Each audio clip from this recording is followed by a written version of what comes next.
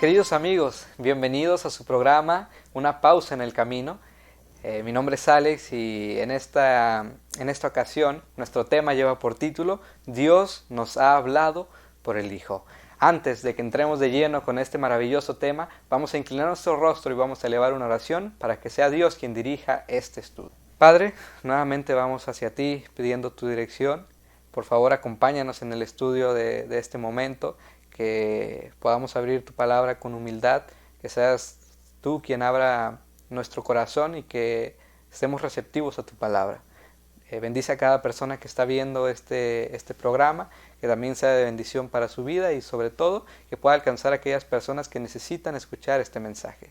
Quédate con nosotros, te lo pedimos en el nombre de Jesús. Amén. Dios nos ha hablado por el Hijo. Qué interesante leer este título. Y más interesante aún ponernos en contexto al darnos cuenta de cuán relevante es el título o cuán relevante fue el título para los judíos. Los judíos habían concebido, habían creado un concepto erróneo de Dios, habían descubierto el lado de la justicia y del fuego consumidor, pero les había hecho falta descubrir que Dios también era amor. Los judíos se habían encargado de crear por ejemplo, algunas prácticas o algunas leyes que volvían pesada la adoración hacia Dios. Se habían encargado de agregar algunas leyes que Dios no había dado, pero que ellos creían conveniente por el concepto que tenían de Dios, por el conocimiento que tenían de Dios o por cómo creían que era Dios. Por ejemplo, solían agregar ciertas leyes en otros escritos distintos, leyes orales. Por ejemplo, hay un libro que ellos tienen que se llama la Mishnah, en donde ellos agregan leyes que no habían sido incluidas por Dios, pero que ellos creían convenientes. Sin embargo, lo repito, esas leyes volvían pesada la adoración, pero Jesús nos vino a hablar un poco mejor acerca de Dios y vino a revelar a Dios en su plenitud. Hebreos 1, del 1 al 4, encontramos lo que es una oración. En el griego es una sola oración. Sin embargo, aquí lo vamos a ver desglosado en 4 versículos. Y dicen lo siguiente: Dios, habiendo hablado muchas veces y de muchas maneras en otros tiempos a los padres por los profetas, en estos postreros días nos ha hablado por el Hijo, a quien constituyó heredero de todo, y por quien asimismo hizo el universo, el cual, siendo el resplandor de su gloria y la imagen misma de su sustancia, y quien sustenta todas las cosas con la palabra de su poder, habiendo efectuado la purificación de nuestros pecados por medio de sí mismo, se sentó a la diestra de la majestad en las alturas, hecho tanto superior a los ángeles, cuanto heredó más excelente nombre que ellos. Dios hablándonos a través del Hijo. Para muchos judíos del siglo I después de Cristo, la palabra de Dios no se había escuchado durante mucho tiempo.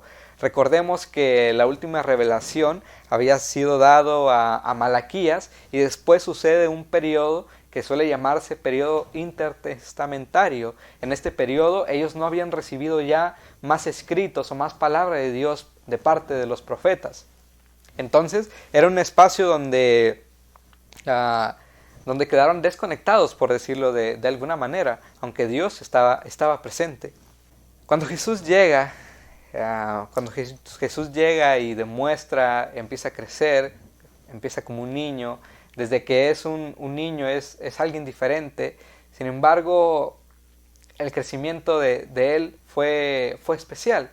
Y cuando llega a una edad madura en donde comienza su ministerio, es donde nos damos cuenta que esa promesa que ellos tantos esperaban y anhelaban, ese hijo que daría redención a ellos, que los liberaría, ahora llega y no es como ellos lo tenían planeado o lo esperaban.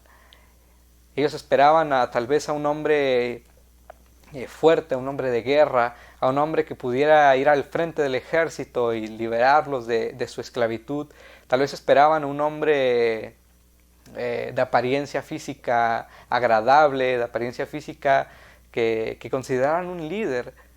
Sin embargo, Jesús, la promesa que se había hecho, llega totalmente diferente a como ellos la imaginaban. Sin embargo, cumple el principal propósito que tenía, el cual era representar a Dios. Lo mencionábamos, pensaban que Dios era un Dios que castigaba, pensaban que Dios era un Dios que lo único que quería era eso, era castigar, era que sufrieran consecuencias, era verlos sufrir. Interesante porque ese mismo concepto que tenían ellos puede que esté presente aún en estos tiempos donde tenemos más luz. Aún hay personas allá afuera que piensan que Dios es un Dios tirano, que se encarga de mirar minuciosamente nuestros pecados para entonces juzgarnos y condenarnos. Aún hay personas allá afuera que necesitan saber que quien nos reveló a Dios y el carácter de Dios fue el Hijo. Y como podemos conocer a Dios es a través del Hijo. Y qué maravilloso encontrar que el Hijo no hizo más que compartir amor. No hizo más que preocuparse por las necesidades de las personas que necesitaban ser sanadas, que necesitaban paz, que necesitaban aceptación, porque incluso las personas a las que él se acercaba eran personas que no eran aceptadas dentro de la sociedad, los samaritanos, aquellas personas que eran apartadas por su manera de ver a Dios. Sin embargo, a esas personas fue a las que él fue a buscar.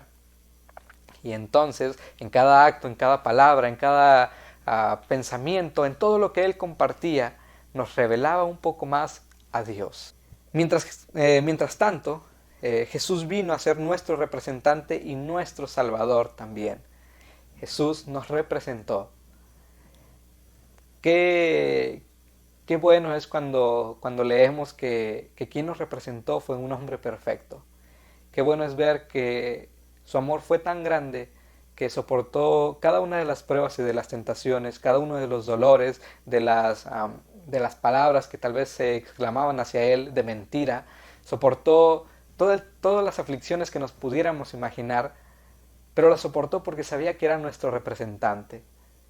Sabía que a quien representaba era nosotros, y aunque no merecíamos ser representados con él, aunque no merecíamos su esfuerzo por representarnos de manera digna, aún con todo eso decide representarnos y hacerlo perfecto. Y mientras él se mantiene perfecto, nos presenta a nosotros, a su Padre, muestra sus brazos, muestra sus manos, y entonces menciona las palabras de que ha pagado el precio por nosotros. Interesante, el que exaltó a Jesús a su diestra también quiere que nos sentemos con Jesús en su trono.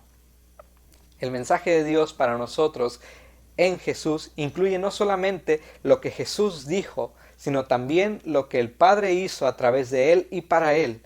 Todo para nuestro beneficio temporal y eterno. Así es, Jesús vino y soportó las pruebas, pero a quien estuvo sujeto fue al Padre.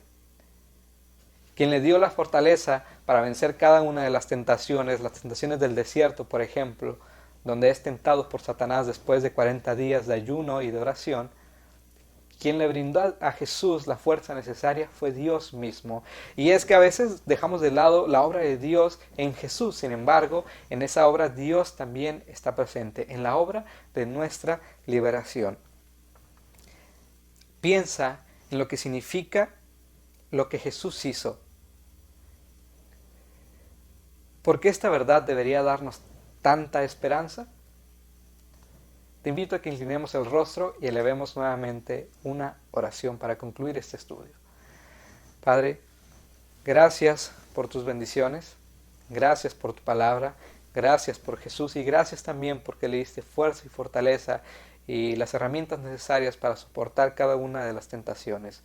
Gracias porque tu gran amor para con nosotros se ve reflejado en Jesús y gracias también porque nos ayudas a aprender más de ti. Gracias a Jesús.